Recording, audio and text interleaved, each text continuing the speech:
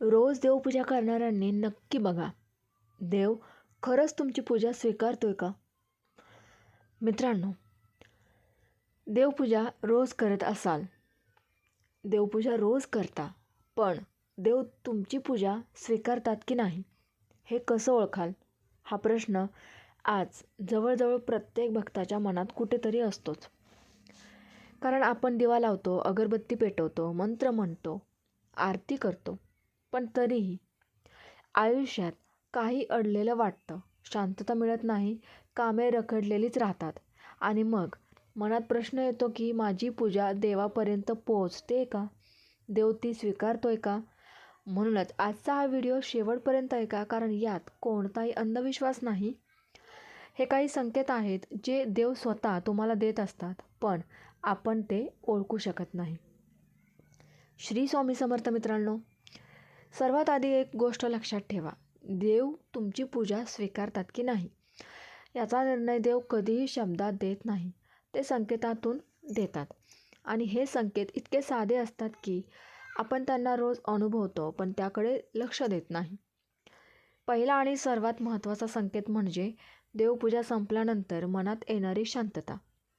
जर पूजा झाल्यावर मन हलकं वाटत असेल, विचारांचा गोंधळ थांबत असेल आणि काही क्षणासाठी तरी काळजी विसरायला होत असेल, तर समजून जा, देवांनी तुमची पूजा स्वीकारली आहे. पण याच्या उलट जर पूजा करून उठल्यानंतर लगेच चिडचिड वाढत असेल, मनात तेच प्रश्न पुन्हा पुन्हा येत असतील आणि देवांसमोर बसूनही मन तिथे टिकत नसेल, तर याचा अर्थ पूजा बाह्य स्वरूपात झाली आहे, पण अंतर्मन तिथे उपस्थित नव्हतं आणि म्हणूनच देवांनी अजूनही तुम्हाला तो स्वीकाराचा संकेत दिलेला नाही. दुसरा महत्त्वाचा संकेत म्हणजे देवपूजेनंतर घडणाऱ्या छोट्या छोट्या घटना. अनेक वेळा असं होतं की पूजा झाल्यावर एखादी घडलेली गोष्ट अचानक मार्गी लागते, एखाद्या व्यक्तीचा फोन येतो, एखादं उत्तर मिळतं किंवा मनात एखादा योग्य विचार येतो. या गोष्टी योगायोग वाटतात, पण शास्त्र सांगतं की या सूक्ष्म घटना म्हणजेच देवांकडून मिळणारे काही संकेत असतात की तुमची प्रार्थना ऐकली गेली आहे. अनेक लोक म्हणतात, मी रोज पूजा करते पण काहीच बदल होत नाही. याचं कारण समजून घेणं खूप गरजेचं आहे. देवपूजा म्हणजे देवांशी व्यवहार नाही की आज पूजा केली तर उद्या लगेच फळ मिळालंच पाहिजे. देवपूजा म्हणजे संवाद आहे आणि संवादात सातत्य आणि भावना महत्त्वाची असते. म्हणूनच काही वेळा देव तुमची पूजा स्वीकारतात, पण फळ देण्यासाठी योग्य वेळ येईपर्यंत थांबवतात. तिसरा संकेत म्हणजे देवपूजेदरम्यान घडणाऱ्या गोष्टी. जर पूजा करताना दिवा स्थिर जळत असेल, अगरबत्ती नीट जळत असेल, मन एकाग्र होत असेल आणि वेळ कसा जातोय ते कळत नसेल, तर हे सुद्धा एक अत्यंत सकारात्मक संकेत मानले जातो. याचा अर्थ त्या वेळेत तुमची ऊर्जा आणि देवाची ऊर्जा एकाच लयीत स्थिर झाली आहे.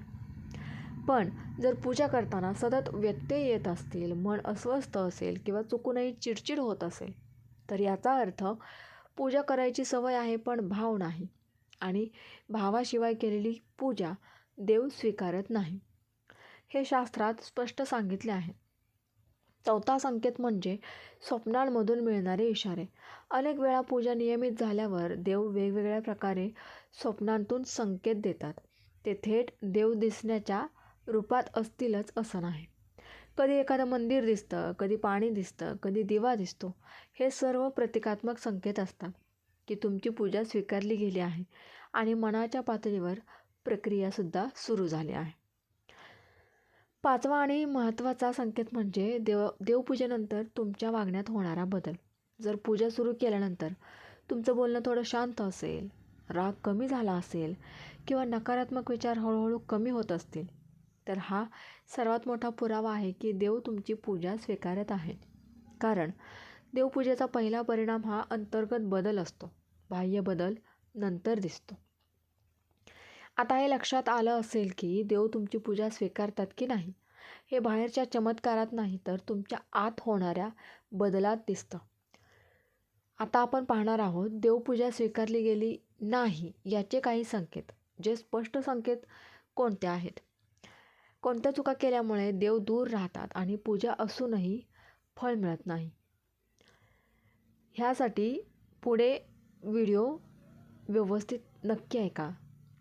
देव तुमची पूजा स्वीकारत नाहीत याचे स्पष्ट संकेत आणि रोजच्या नकळत होणाऱ्या चुका.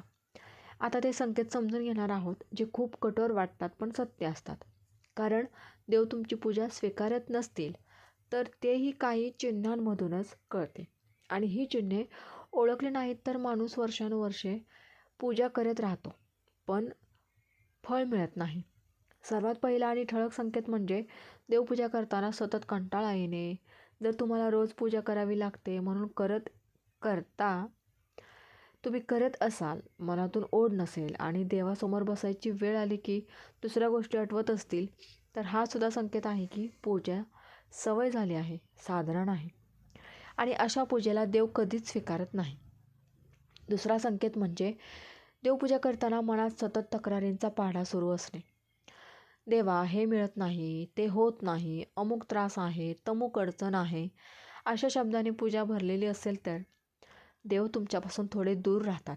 कारण देवपूजा ही कृतज्ञतेची जागा आहे, तक्रारींची नाही. तिसरा संकेत म्हणजे देवपूजेनंतरही घरातील नकारात्मकता कमी न होणे. जर पूजा करूनही घरात सतत वाद होत असतील, वातावरण जड वाटत असेल आणि देवघरात बसल्यावरही समाधान मिळत नसेल, तर समजा की पूजेची ऊर्जा घरात पसरत नाही, कारण पूजा मनापासून होतच नाही. चौथा संकेत म्हणजे देवपूजेतील वस्तूंचा अपमान नकळत होणे. देवघर अस्वच्छ ठेवणे, देवपूजेचे भांडे इकडे तिकडे पडलेले असणे, दिवा अगरबत्ती जळून गेल्यावर लगेच न विझवणे, या छोट्या छोट्या गोष्टी देवपूजेतील दुर्लक्ष दाखवतात. आणि अशा दुर्लक्षामुळे देव तुमच्यापासून दूरच राहतात. पाचवा अत्यंत सूक्ष्म पण महत्त्वाचा संकेत म्हणजे देवपूजा करताना किंवा नंतर अपराधी भाव येणे. काही लोकांना सतत असं वाटतं की मी योग्य पूजा करत नाही, माझ्याकडून काहीतरी चूक होते. हा अपराधी भाव जास्त वाढला तर तो श्रद्धा कमी करतो आणि देवपूजेचा परिणाम थांबवतो. आता या चुका कशा टाळायच्या ते समजून घ्या. देवपूजा करताना शब्द कमी ठेवा, भावना जास्त ठेवा. रोज एकाच पद्धतीने पूजा न करता कधीकधी फक्त डोळे बंद करून 2 मिनिटे देवाचे स्मरण करा.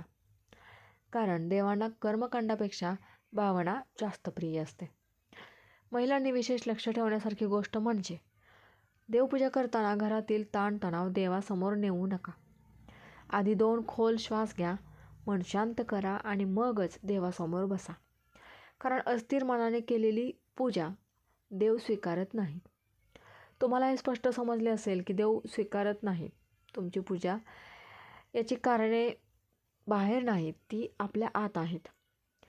देवपूजा स्वीकारली गेली आहे हे अधिक खोल पातळीवर कसे ओळखायचे? कोणते आध्यात्मिक आणि मानसिक संकेत मिळतात आणि त्या संकेताचा योग्य अर्थ कसा लावायचा? देव तुमची पूजा स्वीकारली आहे हे खोल पातळीवर कसे ओळखायचे? आणि आयुष्यात दिसणारे सूक्ष्म संकेत. आता त्या संकेतांबद्दल बोलणार आहोत, जे वरवर दिसत नाहीत पण एकदा दिसायला लागले की तुमचा देवावरचा विश्वास अधिक दृढ होतो. कारण हे संकेत बाहेरच्या चमत्कारांसारखे नसून तुमच्या शरीरात, मनात आणि आयुष्याच्या प्रवाहात होणारे बदल असतात. सर्वात पहिला खोल संकेत म्हणजे देवपूजा झाल्यानंतर कारण नसताना मनात आशा निर्माण होणे. परिस्थिती तशीच असते, समस्या तशाच असतात, पण मनात अचानक एक शांत विश्वास निर्माण होतो की काहीतरी चांगलं घडणार आहे. हा विश्वास स्वतःच्या मनातून आलेला नसतो, तर देवांनी दिलेला असतो आणि हा संकेत दर्शवतो की तुमची पूजा स्वीकारली गेली आहे. दुसरा महत्त्वाचा संकेत म्हणजे योग्य वेळी योग्य विचार सुचणे. अनेक वेळा अडचणीत असताना अचानक मनात एखादा उपाय सुचतो, एखादा निर्णय स्पष्ट वाटतो किंवा एखादी दिशा दिसू लागते. हे केवळ विचार नसतात, तर देवाकडून मिळणारे मार्गदर्शन असते. कारण पूजा स्वीकारली गेली की देव मार्ग दाखवायला सुरुवात करतात. तिसरा संकेत म्हणजे नकारात्मक लोकांपासून आपोआप अंतर पडणे. काही लोक तुमच्या आयुष्यातून हळूहळू दूर जातात, काही सवयी सुटायला लागतात आणि काही गोष्टी ज्या आधी आवडायच्या त्या आवडेनाशा होतात. हा बदल जाणीवपूर्वक केलेला नसतो, पण तो घडतो, कारण देवपूजेची ऊर्जा तुमचं संरक्षण करत असते. चौथा संकेत म्हणजे देवपूजेदरम्यान शरीरात जाणवणारे सूक्ष्म अनुभव. कधी डोळ्यात पाणी येणे, कधी अंगावर शहारे येणे, कधी श्वास हलका होणे. हे सर्व संकेत आहेत की तुमचं मन देवाशी जोडले जात आहे आणि पूजा केवळ बाह्य न राहता आतपर्यंत पोहोचत आहे.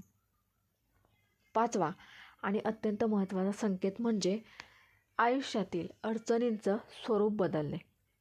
अडचणी पूर्णपणे संपत नाहीत, पण त्यांची तीव्रता कमी होते. त्रास देणाऱ्या गोष्टी सहज हाताळता येतात आणि संकटातही मन स्थिर राहतं. हा बदल देवपूजेचा खरा परिणाम आहे.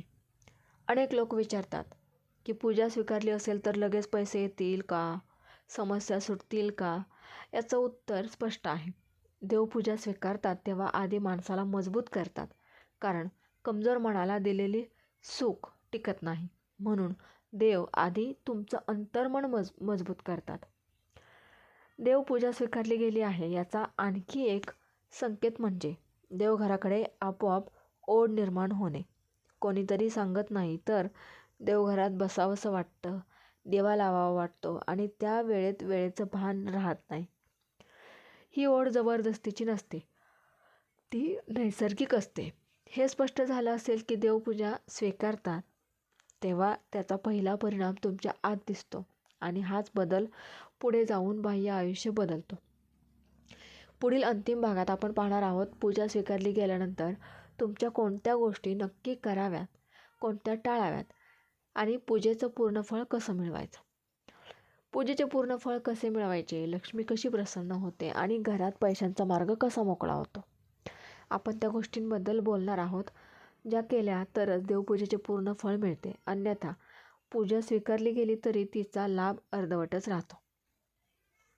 कारण देव कृपा करतात, पण माणसाने ती कृपा सांभाळली सुद्धा पाहिजे. सर्वात पहिली आणि महत्त्वाची गोष्ट म्हणजे पूजा झाल्यानंतरचा तुमचा स्वभाव. अनेक लोक पूजा करून बाहेर पडताच पुन्हा तक्रार, नकारात्मक बोलणं, राग हेच करतात आणि इथेच लक्ष्मी थांबत नाही. लक्ष्मीला शांत, संयमी आणि कृतज्ञ मन आवडतं. म्हणून पूजा संपल्यानंतर किमान काही वेळ तरी मौन ठेवा आणि मनात देवाचे आभार माना. दुसरी गोष्ट म्हणजे देवाकडे मागितलेल्या गोष्टी सतत मनात फिरवू नका. एकदा मागितलं की ते देवावर सोडून द्या, कारण सतत चिंता करणं म्हणजे देवावर अविश्वास दाखवणं आणि जिथे अविश्वास आहे तिथे लक्ष्मी प्रवेश करत नाही. तिसरी अत्यंत महत्त्वाची गोष्ट म्हणजे घरातील शब्दशुद्धी. रोज देवपूजा होते, पण घरात सतत वाद, कटुशब्द, निंदा चालू असेल तर लक्ष्मी दारातच थांबते. म्हणून लक्ष्मी येण्यासाठी घरात बोलणं गोड असणं गरजेचं आहे. चौथी गोष्ट म्हणजे देवपूजेचे साहित्य आणि पाणी यांचा योग्य सन्मान. देवांना आंघोळ घातलेले पाणी कधी नाल्यात टाकू नका. ते पाणी तुळशीला घाला, झाडांना घाला किंवा घराबाहेर स्वच्छ ठिकाणी सोडा, कारण हे पाणी पूजाशक्तीने भरलेलं असतं आणि त्याचा अपमान केला तर पुण्य नष्ट होतं. पाचवी गोष्ट आहे ती म्हणजे लक्ष्मी स्थिर राहण्यासाठी नियमितता खूप महत्त्वाची आहे. रोज पूजा वेळ बदलणे, कधी करायची कधी नाही असा गोंधळ असेल तर लक्ष्मी टिकत नाही. म्हणून रोज ठरलेल्या वेळेत मनापासून पूजा करा. कमी वेळ चालेल, पण नियमित असली पाहिजे. सहावी गोष्ट म्हणजे पूजेनंतर कृतज्ञतेचा भाव निर्माण करणे. आज जे आहे त्याबद्दल देवाचे आभार मानणारी व्यक्ती ही लक्ष्मीला प्रिय असते आणि जी व्यक्ती जे नाही त्याबद्दलच रडत राहते तिच्याकडून लक्ष्मी हळूहळू निघून जाते. सातवी गोष्ट म्हणजे देवपूजेनंतर लगेच कोणाच्याही विषयी वाईट विचार करू नका, कारण त्या क्षणी तुमचं मन अत्यंत शक्तिशाली असतं आणि त्या शक्तीचा गैरवापर झाला तर तीच शक्ती तुमच्या विरुद्ध काम करते. आठवी आणि फार सूक्ष्म पण परिणामकारक गोष्ट म्हणजे देवपूजेनंतर घरात सुवास टिकवून ठेवणं. कापूर, अगरबत्ती, धूप यांचा सुवास घरात काही वेळ राहू द्या, कारण लक्ष्मीला स्वच्छता आणि सुगंध प्रिय आहे. नववी गोष्ट म्हणजे पूजेनंतर मिळालेल्या संकेतांकडे दुर्लक्ष करू नका.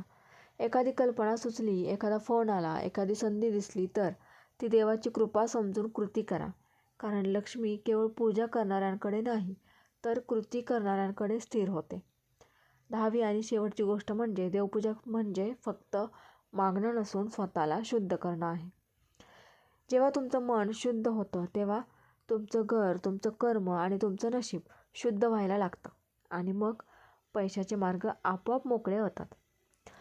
या चारही भागातून तुम्हाला हे समजलं असेल की देवपूजा स्वीकारतात की नाही हे बाहेरच्या चमत्कारावरून नाही तर तुमच्या आत होणाऱ्या बदलांवरून ओळखायचं असतं. आणि जेव्हा तुम्ही या सगळ्या गोष्टी पाळता तेव्हा लक्ष्मी प्रसन्न होतेच, घरात टिकते आणि तुमच्या प्रयत्नांना योग्य फळ मिळायला सुद्धा सुरुवात होते. मित्रांनो, ही माहिती आवडल्यास शेअर करा आणि व्हिडिओला एक लाईक जरूर करा, नक्की करा. आणि चॅनलवर नवीन असाल तर चॅनलला सबस्क्राईब करा. श्री स्वामी समर्थ. जय जय स्वामी समर्थ.